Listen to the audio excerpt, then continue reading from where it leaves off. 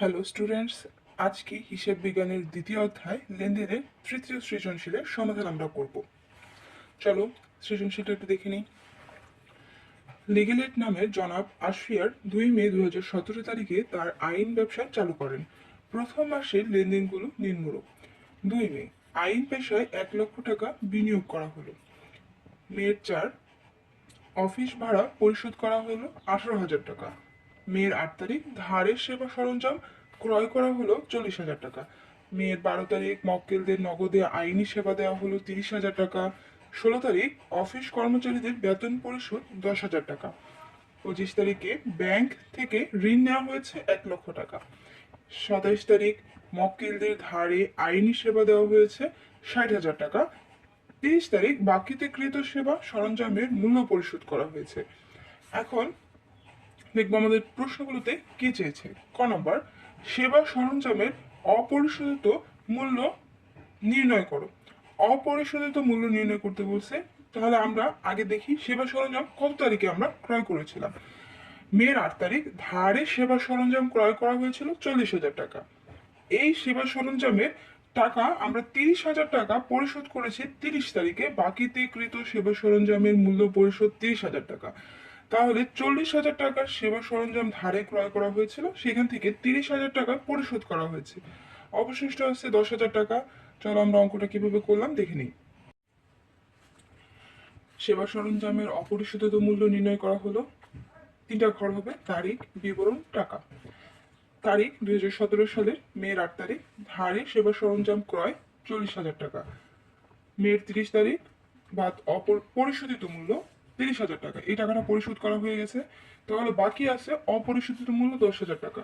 এই 10,000 টাকা এখনো বাকি পড়ে আছে, যেটা আমাদেরকে পরবর্তীতে দিতে হবে। তাহলে চলো পরের অঙ্কটা দেখে নিই।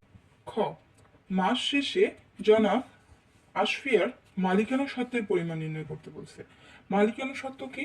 মালিকানা সত্ত্ব হচ্ছে মূলধন, আয়, ব্যয়, উত্তোলন, এই 4টা ধাপ নিয়ে মালিকানা সত্ত্ব গঠিত।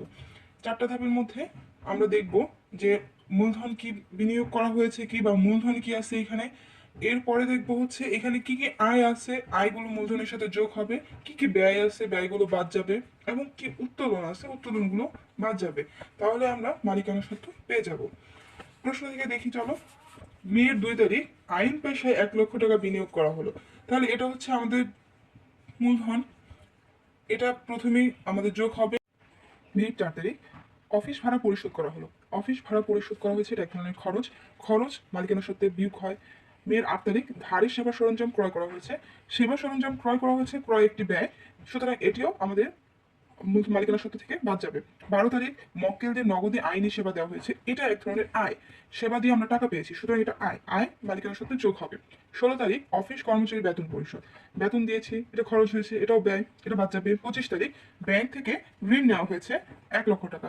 ব্যাংক ঋণ, এটা দায়, এটা দায় যাবে, এবং ব্যাংক ঋণ নেওয়ার কারণে ব্যাংকের টাকা বৃদ্ধি পেয়েছে, এটা এখানে আসবে না। 25 তারিখের লেনদেনটি মালিকানা সত্ত্বের মধ্যে আসবে না।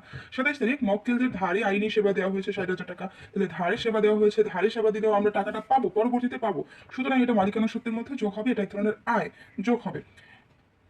30 তারিখ, বাকিতে কৃত সেবা সরঞ্জামের মূল্য পরিশোধ 30,000 টাকা।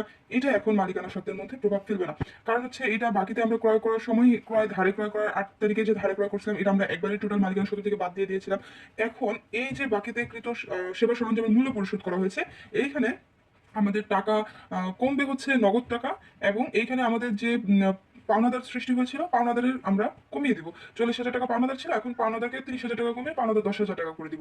সুতরাং এটা মালিকানার সাথে কোনো প্রভাব ফেলতেছে না। তাহলে আমরা দেখতেছি 25 এবং 30 তারিখের লেনদেনটি বাদে বাকি সবগুলো লেনদেনই আমাদের মালিকানার সত্ত্বে আসতেছে। চলো অঙ্কটা একটু লিখে নিই কিভাবে করতে হবে।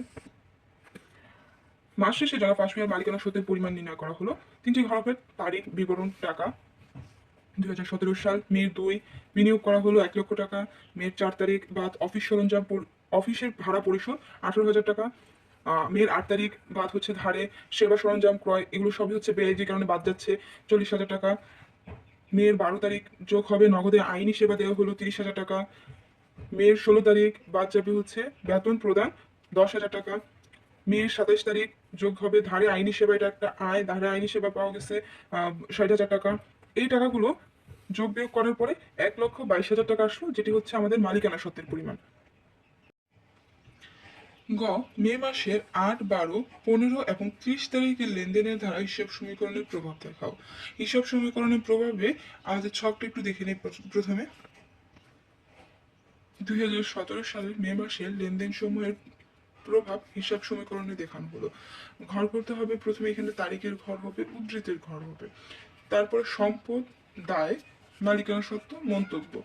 সম্পদের মধ্যে ঘর হবে হচ্ছে যেই সম্পদগুলো আমাদের থাকবে। এই অঙ্কে শুধুমাত্র নগদ ছিল, আর অন্য কোনো সম্পদ ছিল না, শুধু নগদের ঘর দিলাম সেই জন্য। আর এই পাশে দায় পাশে হচ্ছে পাওনাদার এবং ব্যাংক ঋণ। মালিকানা সত্ত্বের একটি ঘর আছে, সুতরাং আমরা মালিকানা সত্ত্বের ঘরে যেই লেনদেনগুলোর আমাদের আসবে সেই লেনদেনগুলোর আমাদের মন্তব্য দিতে হবে। মেয়ের 8 তারিখ ধারে সেবা সরঞ্জাম ক্রয় করা হয়েছে 40,000 টাকা। ধারে সেবা সরঞ্জাম ক্রয় করলে আমাদের ক্রয় একটি ব্যয়, যেহেতু এটি ব্যয় সেহেতু এটি মালিকানা সত্ত্ব থেকে বাদ যাবে, এবং যেহেতু এটি ধারে করা হয়েছে, ধারে করার কারণে আমাদের পাওনাদারের সৃষ্টি হয়, সুতরাং পাওনাদার প্লাস এবং মালিকানা সত্ত্বে মাইনাস হবে। এরপর 12 তারিখ মক্কেলদের নগদে আইনি সেবা দেওয়া হয়েছে 30,000 টাকা। যেহেতু মক্কেলকে নগদে আইনি সেবা দেওয়া হয়েছে, নগদ টাকা বৃদ্ধি পেয়েছে এবং সেবা এক ধরনের আয়, সুতরাং মালিকানা সত্ত্ব বৃদ্ধি পেয়েছে। 12 তারিখের পরে এখানে 15 তারিখ আছে, কিন্তু 15 তারিখ এখানে কোনো এন্ট্রি নেই, সুতরাং আমরা ধরে নিচ্ছি এটা 25 তারিখের কথা বলতেছে। 25 তারিখ মেয়ের 25 তারিখ ব্যাংক থেকে ঋণ নেওয়া হয়েছে 1 লক্ষ টাকা। ব্যাংক ঋণ নেওয়ার কারণে ব্যাংকের নগদ টাকা বৃদ্ধি পেয়েছে, এবং ঋণ এটা একটা দায়, যেহেতু ঋণ একটি দায় সেহেতু দায় পাশে আমাদের ব্যাংক ঋণের ঘরে দায় বৃদ্ধি পেয়েছে। নগদ টাকা এবং দায় পাশে নগদ টাকা বৃদ্ধি পেয়েছে এবং দায় পাশে ব্যাংক ঋণের ঘরও বৃদ্ধি পেয়েছে।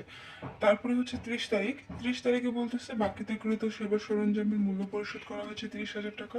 যেহেতু বাকিতে কেনার ফলে আমাদের পাওনাদার সৃষ্টি হয়েছিল, এখন পাওনাদারকে কমাইতে হবে, পাওনাদার তাহলে মাইনাস হবে, এবং নগদ টাকা যেহেতু চলে গেছে, পাওনাদারকে টাকা দেওয়ার ফলে নগদ টাকা চলে গেছে, সুতরাং নগদ থেকেও মাইনাস হবে। চলো অঙ্কটা একটু দেখে নিই।